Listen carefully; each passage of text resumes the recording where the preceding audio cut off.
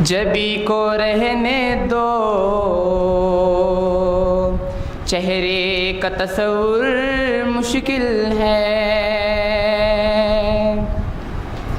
ان کے قدموں میں اپنی جبی کو رہنے دو، چہرے کا تصور مشکل ہے کہ جب چاند سے روشن ایڑی ہے، جب چاند سے روشن ایڑی ہے تو رخسار کا عالم کیا ہوگا، ہر کوئی فدا ہے بن دیکھے دیدار کا عالم کیا ہوگا۔ چاہیں تو اشارے سے اپنے کایا ہی پلٹ دے دنیا کی، چاہیں تو اشارے سے اپنے کایا ہی پلٹ دے دنیا کی، یہ شان ہے خدمت گاروں کی، یہ شان ہے خدمت گاروں کی، تو سردار کا عالم کیا ہوگا، ہر کوئی فدا ہے بن دیکھے دیدار کا عالم کیا ہوگا، کہ جب حسن تھا ان کا جلوہ نما انوار کا عالم کیا ہوگا، ہر کوئی فدا ہے بن دیکھے دیدار کا عالم کیا ہوگا، دیدار کا عالم کیا ہوگا۔ شکریہ۔ الرجیم بسم اللہ الرحمن الرحیم نحمدہ ونصلی علی رسولہ الکریم والمہدی الموعود علیہ السلام، اما بعد فقد قال اللہ تعالی فی القرآن المجید والفرقان العظیم، بسم اللہ الرحمن الرحیم، قل جاء الحق وزاق الباطل ان الباطل کان زہوقا، صدق اللہ العظیم۔ محترم سرپرست ادارہ، محترم بزرگوں، دوستوں اور میرے عزیز ساتھیوں، اللہ تبارک و تعالیٰ کا لاکھ لاکھ شکر احسان ہے کہ ہم دنیا کی سب سے بہترین محفل میں شرکت فرما ہے، جس میں سیرت رسول پاک صلی اللہ علیہ وسلم سنائی جا رہی ہو۔ محترم سامعین، لاسٹ اتوار کو آپ کے سامنے 9 ہجری کے چند واقعات پیش کیے گئے۔ 9 ہجری کے واقعات میں سے چند جو واقعات رہ گئے تھے وہ آپ کے سامنے بتا کر 10 ہجری کے واقعات یہ اخیر بندہ آپ کے سامنے سنائے گا۔ 9 ہجری کے واقعات میں سے جس وقت اللہ کے رسول صلی اللہ علیہ وسلم جنگ تبوک کے لیے جا رہے تھے 30,000 صحابہ کو لے کر، تو اس وقت میں منافقین کا دور ایسا جو ہے زوروں پر تھا کہ مدینے کے اندر جتنے بھی بعض روایتوں میں آیا ہے 400 یا اس سے زیادہ منافقین تھے، ان لوگوں نے اسلام کا لبادہ اوڑھے ہوئے، اسلام کا لباس پہنے ہوئے، مسلمانوں کے اندر مسلمان بنے ہوئے، لیکن اسلام سے اور رسول پاک صلی اللہ علیہ وسلم سے دشمنی کر رہے تھے۔ ان لوگوں نے ایک مسجد بنائی، اور جب رسول پاک صلی اللہ علیہ وسلم جنگ تبوک کے لیے جا رہے تھے تو ان لوگوں نے کہا کہ یا رسول اللہ صلی اللہ علیہ وسلم، ہم نے ایک مسجد ضعیف لوگوں کے لیے اور کمزور لوگوں کے لیے بنائی ہے، اگر آپ آ کر اس میں نماز پڑھیں گے، ایک مرتبہ بھی نماز پڑھیں گے، تو دوسروں کو اس میں نماز پڑھنے کے لیے ہمت ہوگی اور برکت ہوگی۔ تو رسول پاک صلی اللہ علیہ وسلم نے فرمایا کہ اب میں چونکہ جنگ کے لیے جا رہا ہوں، وہاں سے آنے کے بعد دیکھیں گے کہ نماز پڑھنا ہے یا نہیں۔ اللہ کے رسول صلی اللہ علیہ وسلم نے یہ کہہ کر وہ مسجد کو وہیں پر چھوڑ کر آگے بڑھ گئے، جنگ کے لیے جانے لگے۔ حضرت علی رضی اللہ تعالیٰ عنہ کو اس جنگ میں نہیں لے کر گئے. حضرت علی رضی اللہ تعالیٰ عنہ کو عورتوں اور بچوں کی حفاظت کے لیے چھوڑ کر جا رہے تھے. تو منافقین جو ہر وقت یہ چاہتے تھے کہ مسلمانوں میں پھوٹ ڈالے, ان میں دشمنی پیدا کرے, ان میں نا اتفاقیاں پیدا کرے, تو ایسے میں ان لوگوں نے ایک تانا دیا کہ حضرت علی جو ہے اب جنگ کے قابل نہیں رہے. اس واسطے رسول پاک صلی اللہ علیہ وسلم حضرت علی کو چھوڑ کر جا رہے ہیں. حضرت علی رضی اللہ تعالیٰ عنہ جب یہ سنے تو وہ رسول پاک صلی اللہ علیہ وسلم کے پاس جاتے ہیں اور کہتے ہیں کہ آپ مجھے جنگ میں کیوں نہیں لے جا رہے ہیں اور مجھے یہاں پر عورتوں کی حفاظت کے لیے چھوڑے جا رہے ہیں. لوگ تانا دے رہے ہیں کہ اب میں جنگ کے قابل نہیں رہا, ضعیف ہو گیا, کمزور ہو گیا. تو حضرت رسول پاک صلی اللہ علیہ وسلم نے کہا کہ علی تم ان کی باتوں میں کان نہ دھرو, بلکہ کیا تم نہیں چاہتے کہ اللہ اور اس کا رسول تم سے خوش ہو؟ کیا تم نہیں چاہتے کہ تم میرے لیے ہارون کے جیسے ہو جاؤ جیسا ہارون موسیٰ کے لیے تھے؟ حضرت علی خوش ہو جاتے ہیں اور دل میں یہ مسرت محسوس کرتے ہیں کہ اللہ تبارک و تعالیٰ نے موسیٰ علیہ السلام کی مدد کے لیے جیسا حضرت ہارون کو پیغمبر بنا کر ان کا ساتھ دیا تھا, ویسا ہی اللہ تبارک و تعالیٰ نے اپنے حبیب رسول پاک صلی اللہ علیہ وسلم کی مدد کے لیے مجھے چن لیا. یہ سوچ کر آپ بے انتہا خوش ہو جاتے ہیں. رسول پاک صلی اللہ علیہ وسلم جنگ تبوک سے جا کر آنے کے بعد آتے ہی پہلے آپ نے اپنے صحابہ سے کہا, حضرت سعد اور ایک دوسرے صحابی کو جو ہے رسول پاک صلی اللہ علیہ وسلم نے کہا کہ جاؤ اور جو مسجد انہوں نے بنائی ہے اس مسجد کو آگ لگا دو.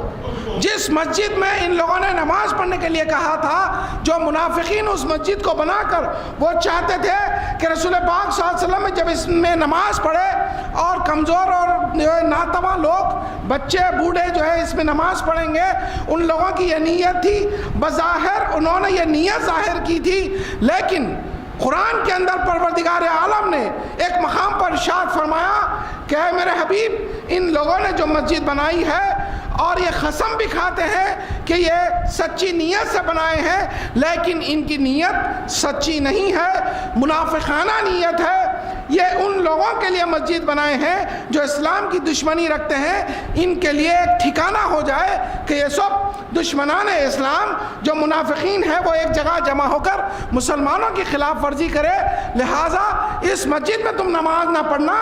بلکہ آپ دیکھیے قرآن میں اللہ تبارک تعالیٰ نے یہ بھی فرمایا کہ بلکہ جو مسجد پاکیزگی پر رکھی گئی ہے, پاک دامنی پر رکھی گئی ہے, اس مسجد میں تمہارا نماز پڑھنا بہتر ہے فرماتے ہیں.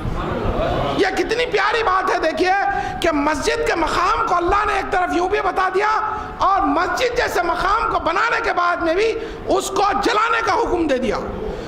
جس مسجد میں لوگ فتنہ پرور ہوتے ہیں, جس مسجد میں لوگ دل کے صاف نہیں ہوتے, جس مسجد میں لوگ منافقانہ صفت کے ہوتے ہیں, ایک دوسرے کے تعلق سے بغض رکھتے ہیں, اللہ نے نہ صرف ان کو دور کر دیا بلکہ ایسی مسجد کو بھی جلانے کا حکم فرما دیا. محترم سامعین, پلٹ کر اس کے ساتھ جس آیت شریفہ میں پروردگار عالم نے حکم دیا کہ اس مسجد کو جلا دو, وہیں پر اللہ تبارک تعالیٰ نے یہ بھی فرمایا کہ اے میرے حبیب اس مسجد میں تم نماز پڑھنا تمہارے لیے بہتر ہے جس مسجد کی بنیاد پہلے سے ہی پاکی پر رکھی گئی ہو. تو معلوم یہ ہوا کہ یہ پاکی جسمانی پاکی نہیں ہے. محترم سامعین, آج اسلام کے اکثر لوگ جسمانی پاکی کے پر جو سو بڑی توجہ دیتے ہیں, لیکن جا بجا اگر اسلام کی آپ گہرائی سے مطالعہ کریں تو پتہ چلتا ہے کہ یہ پاکی کا لفظ دل کی پاکی کا نام ہے, اندر سے نیت صاف ہونے کا نام ہے, اور اپنے آپ کو دوسروں کے بغض سے دور کر دینے کا نام ہے. محترم سامعین, آپ اندازہ لگائیے, جہاں جب حج کی بات آئی تھی ایک مقام پر ایک حدیث شریف یوں ملتی ہے, اللہ کے رسول صلی اللہ علیہ وسلم نے حاجیوں کے تعلق سے فرمایا تھا کہ تم میں سب سے بہتر حاجی وہ ہے جس کے بال بکھرے ہو اور جس میں سے پسینے کی بو آتی ہو. تو معلوم یہ ہوا ظاہری طور پر اگر وہ پسینے میں مبتلا ہو, بال بکھرے ہو, کچھ بھی ہو, لیکن اگر اس کا دل اللہ کی طرف مائل ہے تو اللہ کے رسول نے فرمایا کہ یہ سب سے بہتر حاجی ہے۔ تو معلوم یہ ہوا کہ دلوں کو دیکھا جاتا تھا، پہلے ظاہری صورت، ظاہری لباس کو نہیں دیکھا جاتا تھا۔ آج بھی آپ دیکھیے تعلیمات مہدی موعود علیہ السلام کو اٹھا کر دیکھیے، مہدی موعود علیہ السلام نے جس وقت بٹن میں گئے تو کیا فرمایا تھا؟ ایک جو ہے اللہ والی بزرگ جب دیر سے ملنے کے لیے آئے تو مہدی موعود علیہ السلام نے اس وقت فرمایا تھا کہ کپڑ دھو یا نہ دھو، تم کپڑے دھو یا نہ دھو، دل کو دھو لیے تو اچھا تھا۔ فرماتے ہیں مہدی موعود علیہ السلام کے پاس ظاہری لباس کی پاکی، چاہے تمہارا لباس کتنا بھی معطر ہو، عطر سے بھرا ہو، لیکن اگر دل صاف نہیں ہے تو ایسے لوگوں کا نہ دور نبوت میں مقام ہے، نہ ان کا مرتبہ ہے، نہ ان کو قابل قبول رکھا گیا، اور نہ دور ولایت میں ان کو قابل قبول رکھا گیا۔ محترم سامعین، ہم کو چاہیے کہ ہم اگر کہیں بھی جاتے ہیں، کسی بھی مقام پر جاتے ہیں، تو ہمارے دلوں کو صاف کر لے، ہمارے دلوں کو پاک کر لے۔ یہی ایک ایسا انسان ہوگا جو مسلمانوں میں سب سے بہتر ہوگا، اور جہاں بھی وہ جائے گا اس کی طرف سے جو ہے اللہ اور اس کا رسول بھی خوش ہو جائے گا۔ اس اعتبار سے اللہ کے رسول صلی اللہ علیہ وسلم جب جنگ تبوک سے آئے تو مسجد زرار کو جلانے کا حکم فرما دیا۔ اور پھر آپ دیکھیے کہ 9 ہجری کے واقعات میں سے یہ ہوا کہ اللہ کے رسول صلی اللہ علیہ وسلم نے، اب چونکہ 8 ہجری میں فتح مکہ ہو چکا تھا، حالانکہ 8 ہجری میں جنگ موتا کے بعد اور پھر اس کے بعد ادھر جنگ حنین کے بعد اب یہ 9 ہجری میں جنگ تبوک آ گئی، 8 ہجری میں جو ہے فتح مکہ ہو چکا تھا۔ اس کے باوجود اللہ کے رسول صلی اللہ علیہ وسلم جو ہے ابھی وہ چین و اطمینان نہیں پائے تھے، مگر آپ 9 ہجری کے اندر چونکہ جو ہے مکہ فتح ہو چکا تھا 8 ہجری میں، تو 9 ہجری کے اندر آپ نے اپنے صحابہ کو حج کرنے کے لیے بھیجا، لیکن خود نہیں گئے۔ پہلا حج حضرت ابوبکر صدیق کی جو سو نگرانی میں جسے بھیجا گیا، جس میں حضرت علی رضی اللہ تعالیٰ عنہ بھی تھے، حضرت سعد بن ابی وقاص بھی تھے، حضرت جابر رضی اللہ تعالیٰ عنہ تھے، حضرت ابو ہریرہ رضی اللہ تعالیٰ عنہ تھے۔ ایسے کئی جلیل القدر صحابہ کے ساتھ ان کی نگرانی میں 300 صحابہ کو اللہ کے رسول صلی اللہ علیہ وسلم نے جو ہے حج کرنے کے لیے بھیجا۔ وہاں پر جا کر حضرت ابوبکر صدیق رضی اللہ تعالیٰ عنہ نے جو حضرت رسول پاک صلی اللہ علیہ وسلم سے جو ارکان، جو تسبیحات اور جو اراکین اور جو عبادات سیکھے تھے وہ تمام لوگوں کو آپ نے بتایا۔ اس وقت اٹھ کر حضرت علی رضی اللہ تعالیٰ عنہ نے خطبہ دیا اور کہا کہ دیکھیے ایک سورہ برات کی 4 آیتوں کو آپ نے پڑھا اور کہا کہ آج سے کعبہ پاک ہے، کعبے کے اندر اب کوئی مشرک کو اجازت نہیں دی جائے گی۔ یہ قرآن کی آیت ہے کہ کعبے کو پاک کرو، اور طواف کرنے والوں کے لیے اور عبادت کرنے والوں کے لیے کعبے کو پاک کرو۔ اس اعتبار سے ان لوگوں نے حج ادا کیا، اور جو ہے اللہ کے رسول صلی اللہ علیہ وسلم نے 20 اونٹ ان کو دیے تھے قربانی کے لیے، وہ گئے اور قربانی بھی دیے۔ لیکن آپ دیکھیے یہ سب ہو جانے کے بعد جب 10 ہجری کا وقت آیا تو قرآن کی ایک آیت نازل ہوئی جس میں اللہ تبارک و تعالیٰ ارشاد فرماتا ہے کہ اے میرے حبیب، فتح مکہ بھی ہو چکا، اب جوخ در جوخ، فوج در فوج لوگ اسلام میں داخل ہو رہے ہیں۔ کیونکہ جب 9 ہجری کے بعد جنگ تبوک کے بعد یہ ہوا تھا کہ عربستان کے یعنی کہ مکے کے اطراف کے جتنے قبائل تھے، درجنوں کے حساب سے جتنے قبائل تھے، وہ سب کے سب مسلمان ہونا شروع کر دیے، وہ سب کے سب اسلام کے دامن میں آ گئے، وہ سب کے سب اسلام کی پناہ میں آتے گئے۔ اور ان لوگوں نے یہی سوچا کہ اگر ہم ایک اللہ کا نام لیں گے تو ہماری حفاظت خدا بھی کرے گا اور اس کا رسول بھی کرے گا۔ اور وہ سب جو ہے مسلمان ہوتے ہوتے آ گئے، تو یہاں تک کہ مسلمانوں کی تعداد اتنی زیادہ بڑھ گئی، جب جو ہے 10 ہجری آئی، اللہ تبارک و تعالیٰ نے یہ آیت نازل فرمائی کہ میرے حبیب دیکھو کہ فتح مکہ بھی ہو چکا، اور جو ہے فوج در فوج لوگ اسلام میں داخل بھی ہو رہے ہیں، اب تم حمد کرو، تسبیح کرو اور استغفار کرو۔ دیکھیے کیا اللہ تبارک تعالیٰ کیا ارشاد فرما رہا ہے، میں آپ کے سامنے تھوڑا سا کھول کر بیان کرنا چاہتا ہوں کہ ایک طرف فتح کا اعلان ہے، فتح اور فوج در فوج لوگ آ رہے ہیں تو یہ خوشی کا موقع ہوا. لیکن اللہ تبارک تعالیٰ خوشی کے موقع پر اللہ تبارک تعالیٰ شکر ادا کرنے کے لیے نہیں کہہ رہا ہے، بلکہ حمد اور تسبیح کے ساتھ استغفار کہنے کے لیے کہہ رہا ہے. اور اس آیت میں اللہ تبارک تعالیٰ نے فرمایا کہ تم استغفار بھی کرو اور تم اللہ کو توبہ قبول کرنے والا پاؤ گے. تب آپ دیکھیے کہ یہاں پر فتح کے ساتھ اللہ نے جب استغفار کی بات کہی اور جو ہے توبہ قبول کرنے کی بات کہی تو مفسرین یہ کہتے ہیں کہ اس استغفار کے ساتھ جہاں حمد ہے، تسبیح ہے، اللہ تبارک تعالیٰ نے استغفار اس لیے کہا کہ اب رسول پاک صلی اللہ علیہ وسلم کے آخری ایام آ چکے تھے، آپ کے وصال کا وقت قریب آ رہا تھا. چونکہ مرنے والوں کے لیے استغفار اتنا اہم ہوتا ہے، اللہ کے رسول کے ذریعے اللہ تبارک تعالیٰ رسول کی امت کو یہ سبق سکھا رہا تھا کہ دیکھو اپنا جب عمر کا آخری وقت آ جائے، تمہیں یہ محسوس ہونے لگے کہ تمہارا آخری وقت آ رہا ہے تو تم سب سے زیادہ استغفار کرو. اور اللہ کے رسول صلی اللہ علیہ وسلم فرماتے ہیں کہ میں دن میں 100 مرتبہ استغفار کرتا ہوں. استغفار کون کرتا ہے؟ جو گناہ گار ہوتا ہے وہ استغفار پڑھتا ہے. مگر یہاں قربان جائیے آقا نامدار محمد عربی صلی اللہ علیہ وسلم پر آپ ارشاد فرماتے ہیں میں دن میں 100 مرتبہ استغفار پڑھتا ہوں. جہاں آپ معصومن الخطا ہیں، خطا سے پاک ہے، پھر بھی آپ 100 مرتبہ استغفار پڑھ رہے ہیں تو ہم تو خطا کار ہے، گناہ گار ہے، سیاہ کار ہے. ہم کو تو ہزاروں مرتبہ روزانہ استغفار پڑھنا چاہیے. محترم سامعین، اللہ کے رسول صلی اللہ علیہ وسلم جو ہے یہ سبق سکھا رہے ہیں کہ دیکھو تمہارے پاس تم کتنے بھی نیک کیوں نہ ہو، کتنے بھی، یہاں تک کہ اگر تم معصوم ہو جاؤ تب بھی تم جب تک زندہ ہو اپنی موت کو یاد کرتے ہوئے استغفار پڑھو. کیونکہ جو انسان اپنے لیے جیسی دعا کر سکتا ہے کوئی دوسرا آپ کے لیے ویسی دعا نہیں کر سکتا.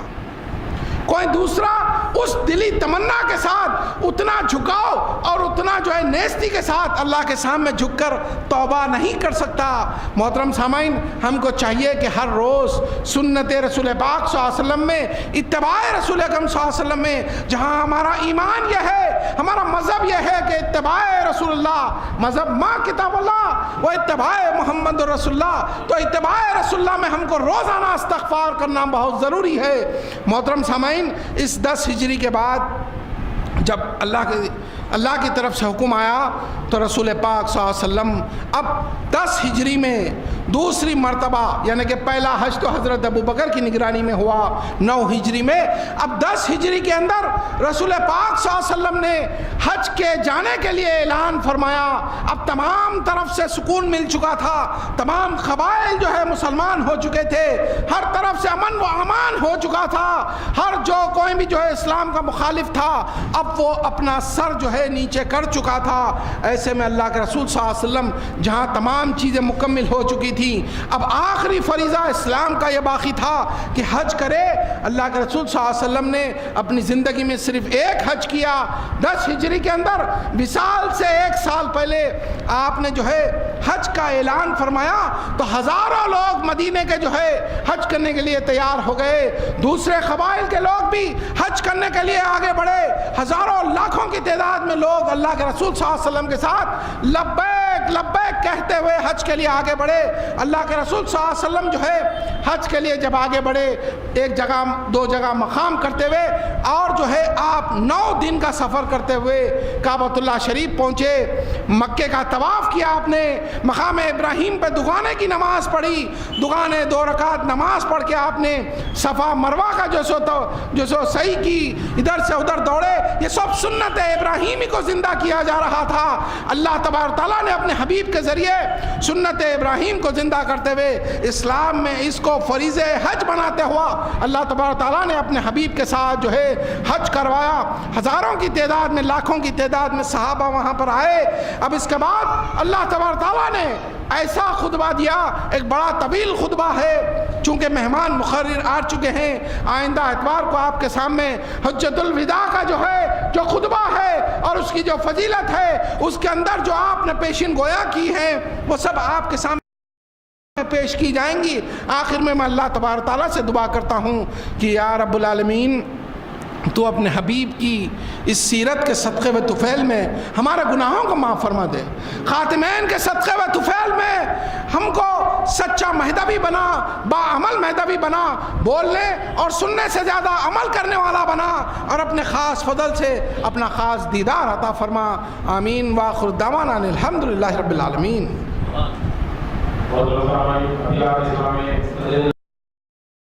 رحیم. حمد و ثنا اللہ تبارک و تعالیٰ کے لیے سزاوار ہے. ہزاروں درود و سلام ہو نبی مکرم صلی اللہ علیہ وسلم پر اور آپ کے تابع معمور من اللہ داعی اللہ حضور مہدی موعود علیہ الصلوۃ والسلام پر. محترم سامعین حضرات، حضور مہدی موعود علیہ السلام کا دو فرمان ہے کہ ایک ہے کہ قرآن عشق نامہ، اور دوسرا کہ آپ نے فرمایا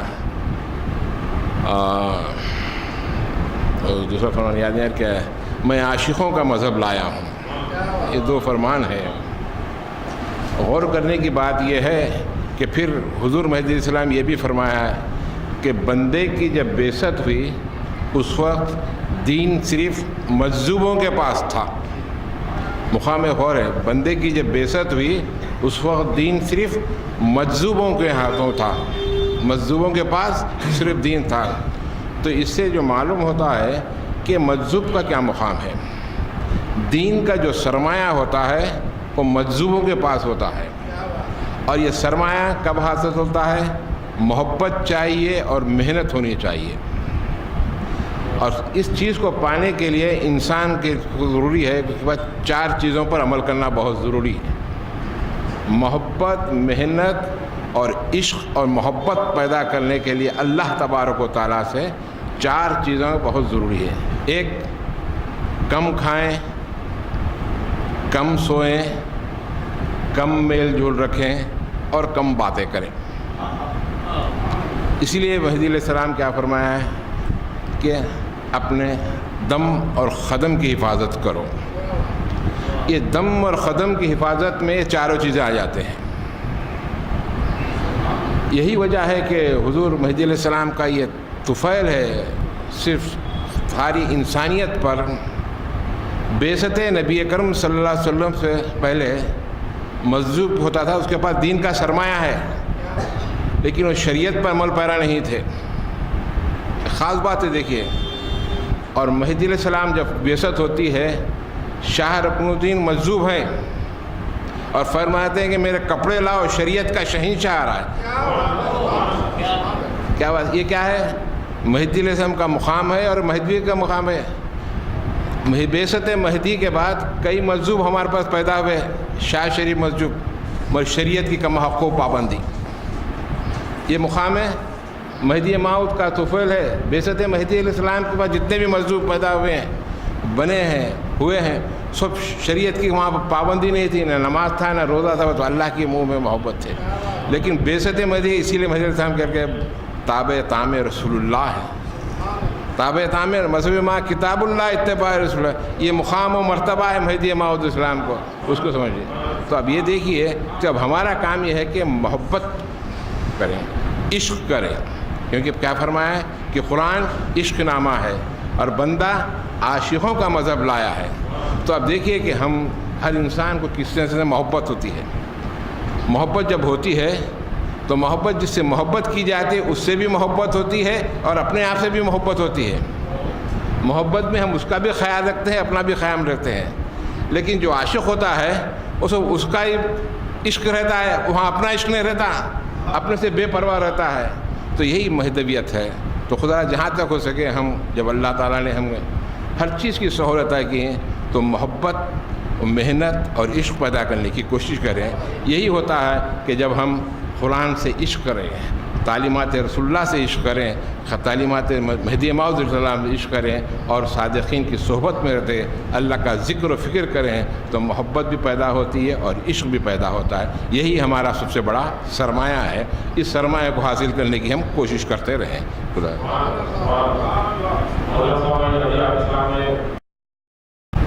الحمد للہ رب العالمین والصلاة والسلام على سید المرسلین محمد عن المصطفى احمد عن المجتبى شفیع المذنبین رحمت للعالمین وعلى سيدنا محمد عن المهدي الموعود امام الاولین والآخرین وعلى آلهما وازواجهما واصحابهما والتابعین والتبع التابعین اجمعین الى یوم الدین. اما بعد فقد قال الله تعالى في القرآن المجید والفرقان العظیم بسم اللہ الرحمن الرحیم وما خلقت الجن والانس الا ليعبدون صدق اللہ العلی العظیم. محترم فقراء البعضام، محترم بزرگوں اور میرے عزیز ساتھیوں، ابھی میں نے آپ کے سامنے جس آیت شریفہ کی تلاوت کی، اللہ تبارک و تعالیٰ ارشاد فرماتا ہے اور ہم نے نہیں پیدا کیا جنات اور انسانوں کو مگر ہماری عبادت کے لیے. نبی اکرم صلی اللہ علیہ وسلم کا جسم مبارک بے مثل و بے مثال، لطیف و نفیس، سراپا نور، جس کی خوشبوئے دل نواز سے مشام جاں و ایماں اور ساری فضائیں بسیط و معطر رہا کرتی. آپ صلی اللہ علیہ وسلم کا جسم مبارک سرخی مائل سفید نورانی ایسا معلوم ہوتا گویا چاندی سے ڈھال کر بنایا گیا ہو. حضرت انس رضی اللہ تعالیٰ عنہ ارشاد فرماتے ہیں کہ نبی اکرم صلی اللہ علیہ وسلم کا جسم اقدس نرم و نازک کہ میں نے نبی اکرم صلی اللہ علیہ وسلم کے جسم اقدس سے زیادہ نرم و نازک ریشم کو بھی نہیں پایا. نبی اکرم صلی اللہ علیہ وسلم کا جسم مبارک نرم و نازک کہ میں نے ریشم کو بھی نہیں پایا. صحابہ رسول حضرت انس رضی اللہ تعالیٰ عنہ کا ارشاد ہے یہ. اور نبی خدا نبی اکرم صلی اللہ علیہ وسلم کی کم عمری کے وقت کا ایک بہترین معجزہ آپ سامعین کے سامنے پیش کرتا ہوں کہ اہل عرب سخت قحط سالی میں مبتلا ہو گئے تھے. سارے لوگ حیران و پریشان تھے. سبوں نے اپنے اپنے ہاتھوں سے تراشدہ بتوں سے فریاد کی لیکن کچھ حل نہ نکلا.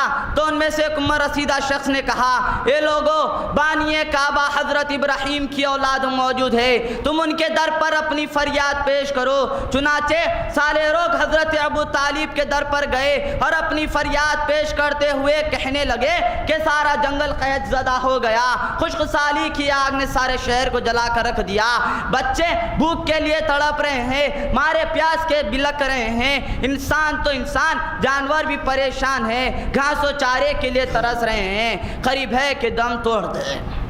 حضرت ابو طالب نے ان کی فریاد سنی تو رحمت للعالمین صلی اللہ علیہ وسلم کو اپنے ساتھ لے کر حرم کعبہ پہنچے. حرم کعبہ پہنچ کر کعبے کی دیوار سے ٹیک لگا کر بٹھا دیا تو رحمت للعالمین نے اپنی انگشت مبارک سے آسمان کی طرف اشارہ کیا.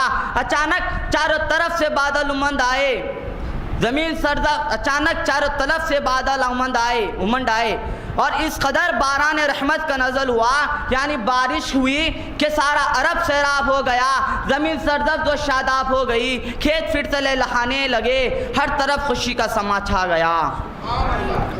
طائف مکہ مکرمہ سے ایک راستے سے 61 کلومیٹر کے فاصلے پر واقع ہے تو دوسری جانب 91 کلومیٹر کے مسافت پر واقع ہے. رسول اللہ صلی اللہ علیہ وسلم ایک ماہ تک مسلسل تبلیغ اسلام فرماتے رہے، ایک ماہ تک تبلیغ اسلام فرماتے رہے. اہل طائف بجائے ایمان لانے کے آپ کے ساتھ مختلف قسم کی شرارتیں اور بدتمیزی شروع کر دی.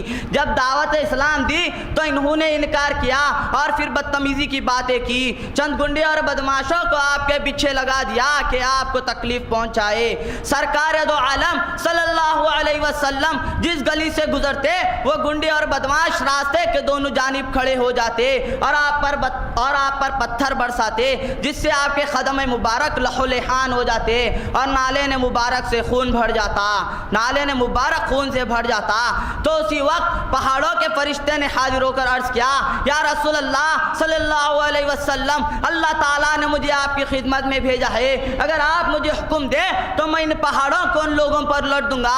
یہ میرے اور آپ کے آقا محمد رسول اللہ صلی اللہ علیہ وسلم کا معجزہ بھی ہے، اخلاق بھی، رحمت رحمت بھی ہے درگزر بھی۔ اللہ اکبر۔ شان رحمت مصطفیٰ نے اس پہاڑ والے فرشتے کو ارشاد فرمایا کہ تم ان لوگوں پر ان پہاڑوں کو مت الٹو، میں رحمت بنا کر بھیجا گیا ہوں، لعنت والا بنا کر نہیں۔ رحمت خداوندی سے امید رکھتا ہوں کہ انہی کی نسل میں سے ایسے لوگوں کو پیدا کرے گا جو صرف اور صرف اسی کی خدا کی عبادت کریں گے اور اس کے ساتھ کسی کو شریک نہیں ٹھہرائیں گے۔ نبی اکرم صلی اللہ علیہ وسلم کی قوت بصارت کی شان یہ کہ آپ صلی اللہ علیہ وسلم نے رب العالمین کا دیدار فرمایا، انوار و تجلیات کے مشاہدے کے وقت پلک جھپکی اور نہ حد ادب سے آگے بڑھی، یہاں تک کہ اس بصارت کے متعلق خدا خیر نامدار محمد عربی صلی اللہ علیہ وسلم ارشاد فرماتے ہیں، بے شک میں اپنے پیچھے کی جانب بھی ایسے ہی دیکھتا ہوں جیسے آگے کی جانب دیکھتا ہوں۔ صحابی رسول حضرت عبداللہ بن عباس رضی اللہ تعالیٰ عنہ ارشاد فرماتے ہیں کہ نبی اکرم صلی اللہ علیہ وسلم رات کی تاریکی میں ایسے ہی دیکھتے ہیں جیسے دن کی روشنی میں دیکھتے ہیں۔ اللہ تبارک و تعالیٰ نے حضور اکرم صلی اللہ علیہ وسلم کو زمین و آسمان دور و نزدیک کی باتیں سننے کی کامل قوت عطا فرمائی۔ آپ صلی اللہ علیہ وسلم زمین پر تشریف فرما رہ کر آسمانوں کی چرچراہٹ سن لیتے۔ ایک مرتبہ حضور اکرم صلی اللہ علیہ وسلم صحابہ اکرام سے ارشاد فرماتے ہیں، میں وہ دیکھتا ہوں جو تم نہیں دیکھتے اور میں وہ سنتا ہوں جو تم نہیں سنتے۔ اسی وقت آسمان نے چرچرایا، اس کی چرچراہٹ امر ضروری ہے، البتہ وہاں ایک فرشتہ اللہ کے حضور میں سجدہ ریزی کرتے ہوئے اپنی جبین نیاز کو خم کیا ہوا ہے۔ اللہ تبارک و تعالیٰ نے حضور اکرم نبی اکرم صلی اللہ علیہ وسلم کے ہتھیلیوں پرگوشت اور نرم ہونے کے ساتھ ساتھ طاقتور تھی۔ حضرت انس رضی اللہ تعالیٰ عنہ ارشاد فرماتے ہیں کہ نبی اکرم صلی اللہ علیہ وسلم کے دست اقدس سے زیادہ میں نے ریشم کو بھی نہیں چھوا، دست اقدس سے زیادہ میں نے ریشم کو بھی نہیں چھوا،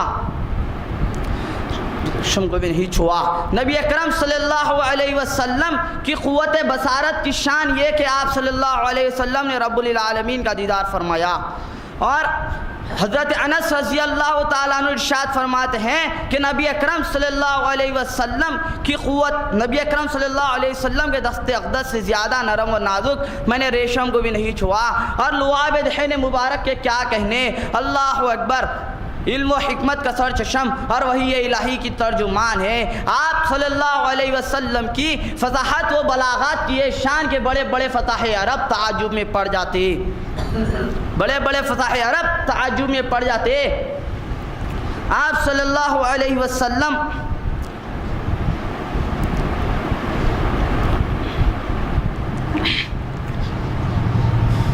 نبی اکرم صلی اللہ علیہ وسلم زمین پر تشریف فرما رہ کر آسمانوں کی چرچراہٹ سن لیتے، اور نبی اکرم صلی اللہ علیہ وسلم کو اللہ تعالیٰ نے سفر معراج عطا فرمایا۔ آپ کو نہ صرف زمین کا سفر بلکہ آسمانوں کا بھی سفر عطا کیا، ساتویں آسمان پر بیت المعمور کی زیارت کروائی، بلکہ اس کے بھی اوپر سدرۃ المنتہا سے بھی آگے لے گیا۔ نہ جانے یہ سفر کتنے ہزار سال کا تھا، کوئی نہیں جانتا، اللہ اور اللہ کے رسول ہی بہتر جانتے ہیں، اللہ اور اللہ کے رسول ہی بہتر جانتے ہیں۔ اللہ تبارک و تعالیٰ نے اپنے حبیب صلی اللہ علیہ وسلم کو اپنا اتنا قریب بلایا کہ 2 کمانوں کا فاصلہ رہ گیا تھا، بلکہ اس سے بھی کم کا فاصلہ رہ گیا تھا۔ اسی مقام کو قرآن یوں ارشاد فرماتا ہے، قبا قوسین او ادنا، یعنی نبی اکرم صلی اللہ علیہ وسلم کو اللہ تعالیٰ نے یہ معجزہ عطا کیا، یعنی معراج کا معجزہ عطا کیا۔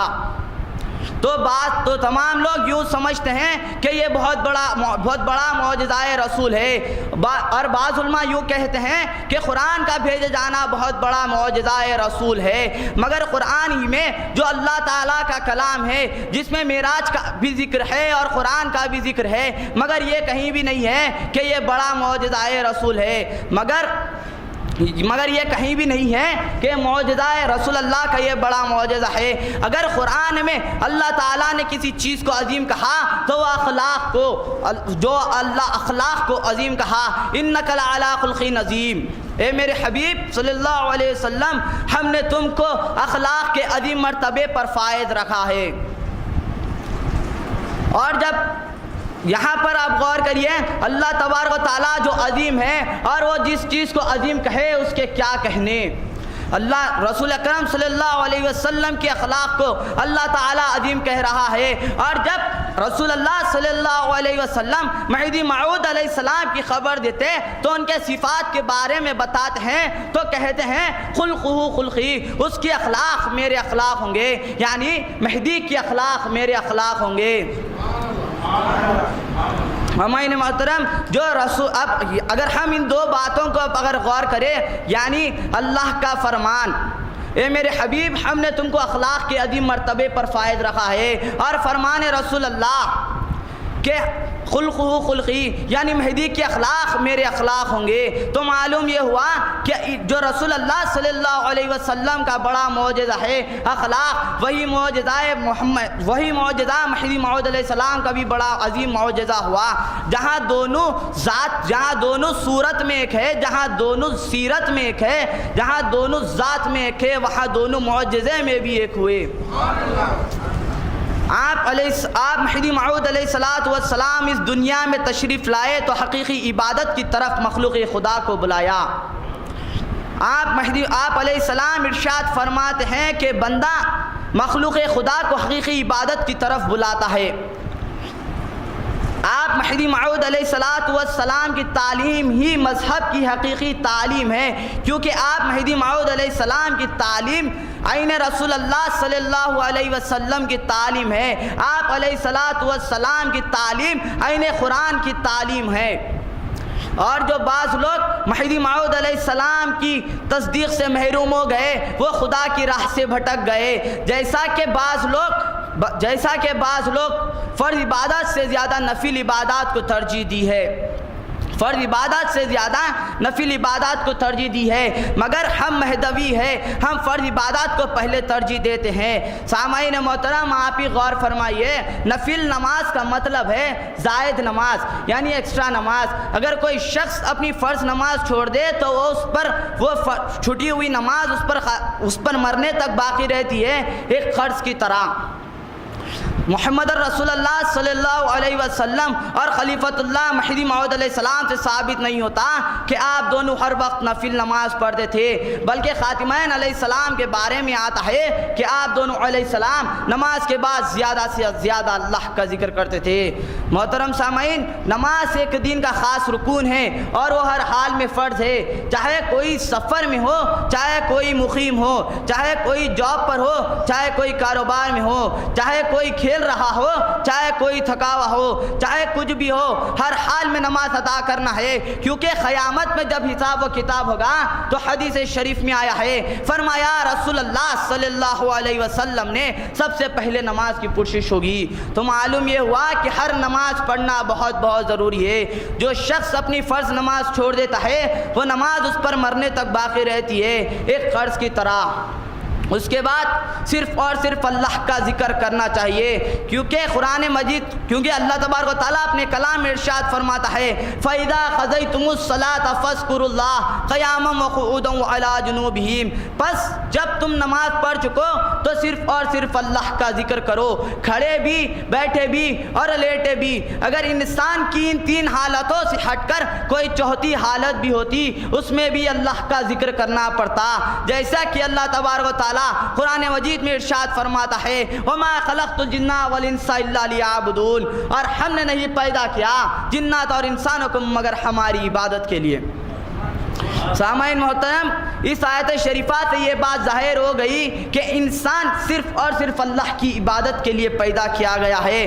اب غور کرنے کی بات یہ ہے کہ کوئی بھی انسان دن رات صرف اللہ کی نماز نہیں پڑھ سکتا، کوئی بھی انسان دن رات صرف اللہ کے کلام کی تلاوت نہیں کر سکتا، تو وہ دن رات اللہ کی عبادت کیسے کرے؟ اس کا طریقہ بھی اللہ تعالیٰ نے بتا دیا کہ وہ کھڑے بھی، بیٹھے بھی اور لیٹے بھی صرف اور صرف اللہ کا ذکر کرے، جو ایک عظیم عبادت ہے. دن رات فضول کی باتیں کرنے سے بہتر ہے کہ وہ اللہ کا ذکر کرے، جو ایک عظیم عبادت ہے. قرآن مجید میں اللہ تبارک و تعالیٰ 40 سے زائد مرتبہ ذکر اللہ کرنے کا حکم دیا. ہماری قوم کے تمام مرشدین اور ہماری قوم کے تمام بزرگوں کا یہی خاصہ رہا. جب بھی مبارک موقع آتی تو رات بھر اللہ کا ذکر کرتے. رات کا پورا وقت قضا نماز تلاوت قرآن اور اللہ کے ذکر میں گزار دیتے. اللہ تعالیٰ کا ذکر کرنے سے روحانی قوتیں پیدا ہوتی ہے. اللہ تعالیٰ کا ذکر کرنے سے دل زندہ ہوتا ہے. اللہ تعالیٰ کا ذکر کرنے سے روح طاقتور ہوتی ہے. اللہ تعالیٰ کا ذکر کرنے سے قلب روشن ہوتا ہے. اللہ تعالیٰ کا ذکر کرنے سے ایک حکم فرض ہوتا ہے.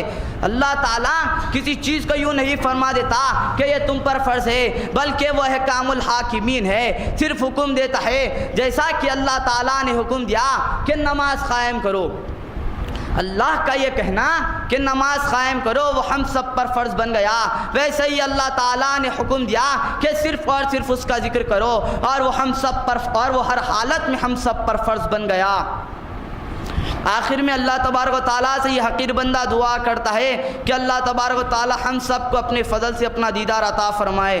آمین ثم آمین. وآخر دعوانا الحمدللہ رب العالمین. پاک پروردگار عالم کا شکر بجا لاتے ہیں کہ آج کے اس پورا شب دور میں بھی پروردگار عالم نے ہم سب کو دین کی باتیں سننے اور سنانے کا موقع عطا فرمایا، توفیق دی. تمام مقررین کا، مہمان مقرر کا، شعراء کا، قاری حضرات کا، خاص طور پہ تمام سامعین کا مشکور ممنون ہوں. اور تمام کی جانب سے پیر و مرشد کے لیے دل کی گہرائیوں سے دعا ہے کہ یا اللہ ان کو اور اس سے اچھی جو ہے تقریریں کرنے، سننے اور سنانے کے لیے توفیق عطا فرمائے، قوم کی خدمت کرنے کی توفیق عطا فرمائے، اور اچھے معلومات ان کے جو ہے معلومات میں اضافہ کرے. پروردگار عالم سے یہ دعا ہے کہ اللہ تبارک و تعالیٰ ان کی اس خدمت کو قبول فرمائے اور ان کو ہمت دے. نہ صرف حیدرآباد بلکہ اب یہ گزشتہ 200 ہفتے میں آپ جو ہے دولت آباد میں بھی تقریر کیے ہیں. اس طرح جو ہے قوم کی خدمت یہ جگہ جا کر کرنا چاہتے ہیں. اللہ ان کی اس خدمت کو قبول فرمائے اور زیادہ سے زیادہ توفیق عطا فرمائے. آئندہ اتوار کو جناب جاوید مہدی خداوندی صاحب تعلیمات امامنا مہدی علیہ السلام پر مخاطب فرمائیں گے. آپ تمام سے یہ درخواست ہے کہ آپ بھی آئیں اور اپنے دوست احباب کو بھی ساتھ لے کے آئیں. محترم سامعین، اگر آپ کوشش کریں، اگر آپ جو ہے 15-20 لوگوں کو ایک ہفتے کے اندر کوشش کرتے ہیں کہ وہ دین کی محفل میں آئے تو 15-20 میں سے کم 5 یا 10 تو ضرور آئیں گے. اس اعتبار سے دینی محفل جو ہے کامیاب ہوگی اور جو ہے آپ کو بھی ثواب ملے گا، ان کو بھی ثواب ملے گا. آپ ضرور کوشش کیجئے. آپ کا اگر فون نکال کر دیکھا جائے تو کم سے کم 100 سے زیادہ تو آپ کے نمبر ہوں گے جو آپ کے عزیز و اقارب ہیں. اگر آپ ان کو 100 فون ہفتے میں ایک بار کریں گے تو ان کو بھی تھوڑا شعور ہوگا دینی محفلوں میں آنے کے لیے اور ان کو دین کی جو ہے فائدہ حاصل ہوگا. اب مقدس تسبیح ہوگی اور یہ دینی اجتماع اختتام کو پہنچے گا.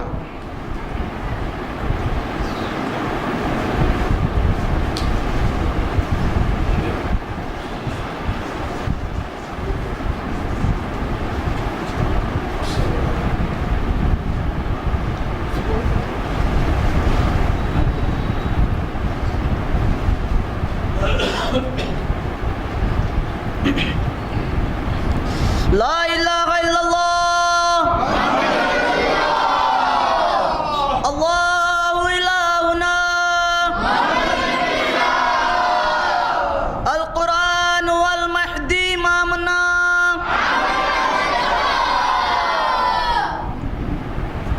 السلام علیکم ورحمۃ اللہ وبرکاتہ.